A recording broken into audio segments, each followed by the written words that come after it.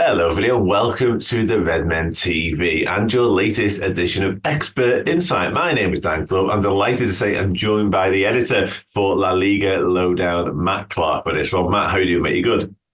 Very well, thanks, Dan. Yeah, pleasure to be on. Thanks for inviting me. No, my pleasure, my privilege. Thank you so much for joining me. Massively appreciate it. Okay, let's dive straight into it then. We spoke off air very briefly, and I said right at the top I was going to caveat this entire conversation with the fact that at the time of recording, there's a hell of a lot of I's to dot and C's to cross regarding the transfer of Martin Zubimendi. And I want to start really as to why that's the case in lots of senses, because clearly Liverpool like the player. That's now obvious. That's now apparent. There's obviously release clause as well. So relatively straightforward deal in a lot of senses. I wonder, have you been surprised by, I guess, the prospect of him leaving and that getting as far as it has done? Because previously he's been sort of doubly committed to Real Sociedad. He's obviously come through the ranks there. He's from the region. He adores the football club. He's rejected big moves in the past, quite literally in the very recent past as well.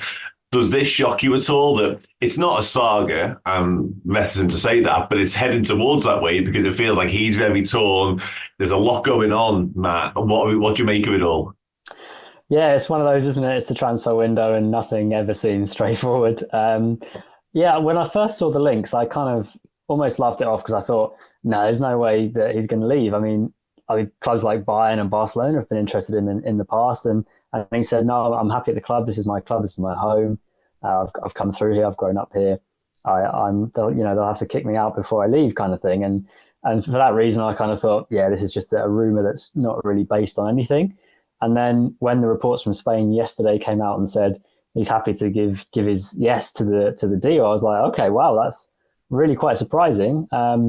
Of course, there is a link with Real Sociedad and Liverpool with obviously Xabi Alonso. He made the move directly back, 20 years ago now. Makes us all feel old, I'm sure.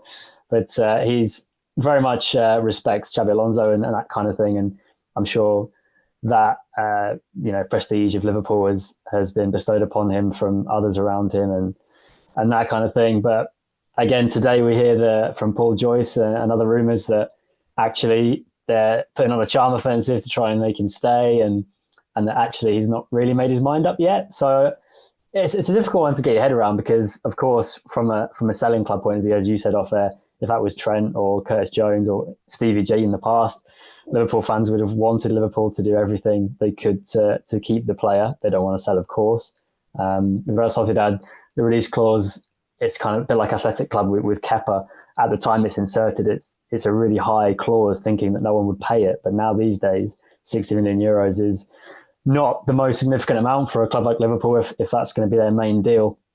So, yeah, you're right. The release clause would not be an issue. It's just a question of can the player be convinced to leave? And the club as well today announced a squad for a friendly tomorrow, and Mikel Merino isn't in it, but Zubimendi is.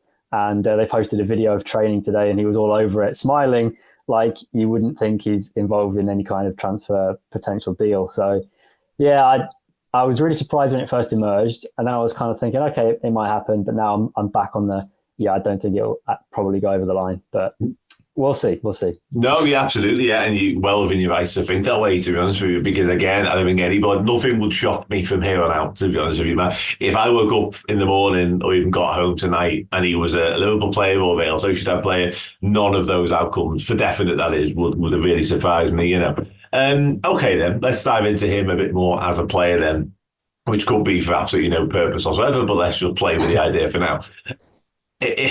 He obviously came through the ranks at the club, as I say, Real Sociedad B, prior to that in the academy system and all that sort of stuff, real sort of boyhood Sociedad man and boy at this point, who knows, could well go on to become a one club man, following the footsteps of the likes of Gerrard, forget about the LA Galaxy stuff. Talk to me about his breakout and his emergence, I guess, then, because obviously he's gone on to become what he is now, 25-year-old, playing a starring role in the Real Sociedad side.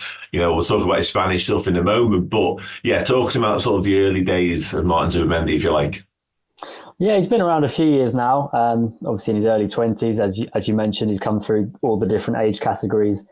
I think he was coached by Xabi Alonso himself at one stage in the B team, and also Imanol, the current head coach, will have coached him in youth side. So he's very well known to the club, and and the environment is very much comfortable for him.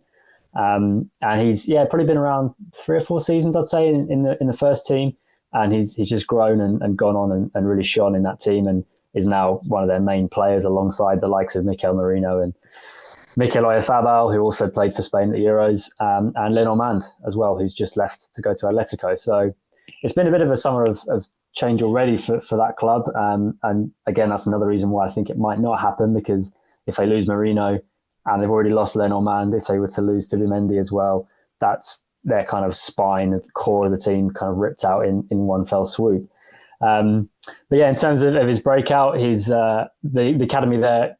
People might have seen them in the Champions League last season. They topped a group involving Inter Milan, drew 0-0 at San Siro to guarantee that top spot, then played PSG in the knockouts. And while they lost, they did play some good stuff, and they're really easy on the eye. A lot of neutrals in La Liga love watching their games because they play football in a really attractive style. And Zubimendi is right at the heart of that.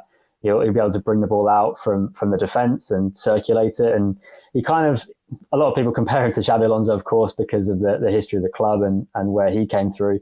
But also people have likened him to Busquets, potentially, the way that he can just scan and he sees the next pass before he's even received the ball, kind of thing. And also Rodri as well. Not quite as kind of all round as Rodri, I would say. I mean, Rodri's probably the best in the world in his position right now.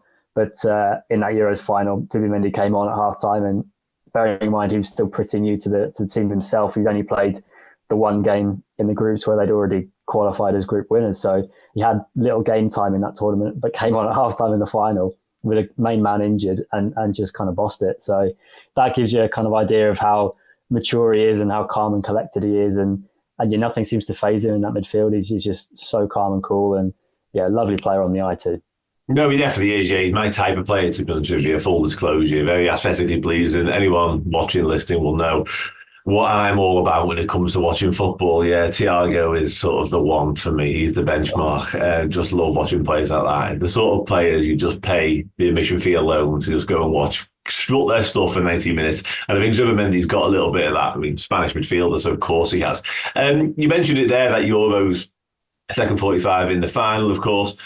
It's an interesting one because I remember at the time, vividly remember sitting there watching it at home, and the commentary team, I don't know which channel I was watching on necessarily, but almost being like clearly buoyed because it was from an English-centric perspective, the fact that Rodri had gone off and this relatively unknown, I imagine, to them. It certainly sounded that way coming onto the pitch. But Spain, if anything, definitely didn't miss a beat, and if anything, got better. I mean, I know he's worked with Luis de la Fuente sort of through the age group rank because he's obviously made his way up as well. I mean, I guess de la Fuente just had the utmost confidence in Zubimendi that everything will be fine. Exactly right. And as you say, that in a similar way, De La Fuente has kind of gone through to the national side as Imanol has. He's coached the youth teams and then got the big job initially as a kind of interim, and then actually, we like what this guy's doing. We're going to appoint him permanently. And they won the Copa del Rey in 2021 following the pandemic, and of course qualified for the Champions League and got out of their group last season. So that was a real achievement for Real Sociedad. And in that final, we had so many of their players featuring by the end of the game. I mean, Mikel Merino, Oyarzabal, Lenormand at the time, and of course Zubimendi too. So there was a real kind of Basque / Real Sociedad core to that Spanish side. A few athletic players too, of course, Nico Williams, one of the stars of it. De La Fuente knows a lot of those players. He's worked with them before.